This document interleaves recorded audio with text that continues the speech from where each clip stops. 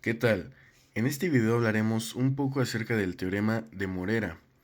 Entonces, como conocimiento previo, tenemos que la integral cerrada sobre una curva de una función en términos de z es igual a 0 más 0i, lo mismo que es 0, siempre que f de z sea derivable o analítica, que es lo mismo, sobre c, o sea, sobre esta curva. Entonces, bueno, esto nos sirve justamente para el teorema de Morera, que enuncia lo siguiente. Si f de z es analítica derivable en la superficie entre C1 y C2, que es la parte negra, aquí tenemos C1, ¿no? Nuestra curva 1 y una segunda curva. Entonces, si lo que está entre C1 y C2, ahí f de z es analítica, también, si es analítica sobre C1 y C2, que es nuestra parte amarilla y parte azul, o sea, sobre esta parte amarilla, toda esta curva y también esta otra curva azul, entonces la integral cerrada sobre la curva 1 de esta función es igual a la integral cerrada sobre la curva 2 de, pues obviamente en la misma función. O sea, la integral de esta curva 1 va a ser igual a la integral de esta curva 2. Entonces, bueno, tenemos un primer ejemplo en el que tenemos una curva 1, ¿no? Que está conformada por estos dos segmentos de recta, estas partes que son, eh, pues, pedazos de circunferencias. Entonces, bueno, este en realidad es una curva bastante pues tediosa a la hora de integrar. Entonces, ¿qué vamos a hacer? Vamos a utilizar una curva 2, eh, pues obviamente que nos convenga, y en este caso vamos a utilizar a un cuadrado. Entonces, aquí están las dimensiones del cuadrado, y a ese cuadrado lo vamos a llamar curva 2. Entonces, lo que queremos hacer es llegar a esto, que la integral cerrada sobre la curva 1 de esta función va a ser igual a la integral cerrada sobre la curva 2 de esa misma función. Entonces, en vez de integrar con esta función que es tediosa, vamos a integrar con esta segunda, con esta segunda curva, perdón. En vez de integrar con esta primera curva, vamos a integrar con esta segunda curva. Entonces, bueno, el primer paso es determinar si f de z es derivable. Entonces, pues básicamente es agarrar esta que es nuestra f de z y derivarla. Entonces, la derivada de f de z con respecto de z nos da esto, ¿no? Aquí anotamos nuestra f de z ya con lo que vale, ¿no?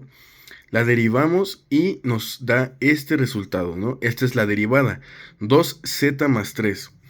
Entonces, esta derivada no presenta en realidad problemas como de indeterminación, como lo puede ser 1 sobre 0 o la tangente de 2n más 1 sobre 2, todo esto por pi.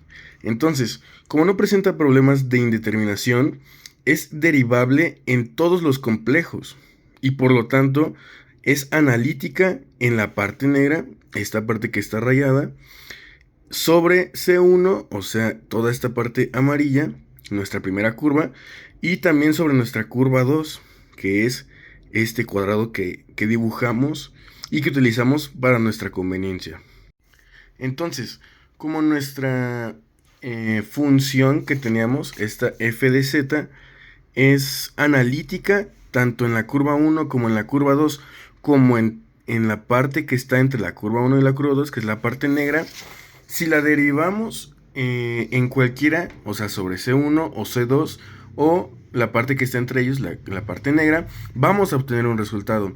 Y para eso vamos a tomar como ejemplo una z que se encuentre sobre la curva 1 y una z que se encuentre sobre la curva 2.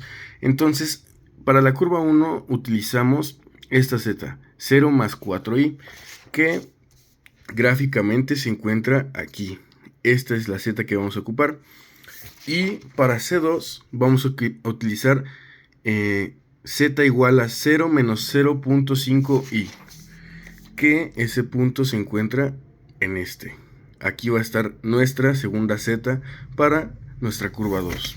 Entonces, si derivamos cada una de estas, aquí ya lo escribimos, derivamos, pues sí, con los valores de z que determinamos.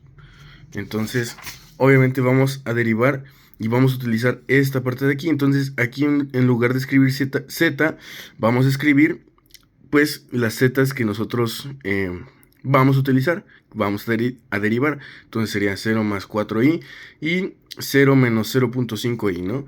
En esta parte de acá, que es lo que está escrito en esta parte, ¿no? 2 por 0 más 4i más 3 y 2 por 0 menos 0.5i más 3, que nos dan un resultado, pues, respectivamente. Cada una nos da un resultado. Entonces, aquí comprobamos que en efecto esa función, esa f de z es analítica, tanto para la curva 1 como para la curva 2. Y si hiciéramos el ejemplo con lo que está entre ellos, o sea, si deriváramos alguna z que está entre C1 y C2, pues también llegaremos a un resultado. Y bueno, en este caso nosotros ocupamos una segunda curva que fue un cuadrado, ¿no? Pero en este caso, como esta f de z no presenta problemas de indeterminación, lo que nos quiere decir que es derivable en todos los complejos, pudimos haber utilizado también, o podemos utilizar también, otra curva. A lo mejor no un cuadrado, sino esta curva que es pues básicamente una línea, ¿no? Entonces la curva primero va de izquierda a derecha y luego de derecha a izquierda, ¿no? Sobre ella misma. Entonces vamos a hacer un ejemplo con esta curva, ¿no? La curva 3, que va desde 0.4 menos 0.4 a 0.4, ¿no? Sobre el eje de las X. Entonces, bueno, nosotros vamos a tomar en este caso el punto 0 más 0i, por poner un ejemplo, ¿no? Entonces ya, la derivamos y pues básicamente el resultado nos va a dar 3. También obtuvimos un resultado. Entonces, bueno, esta es una ejemplificación de pues el tipo de curvas que nosotros podemos utilizar para ahorrarnos trabajo, para simplificar nuestros cálculos. Y entonces, como ya vimos que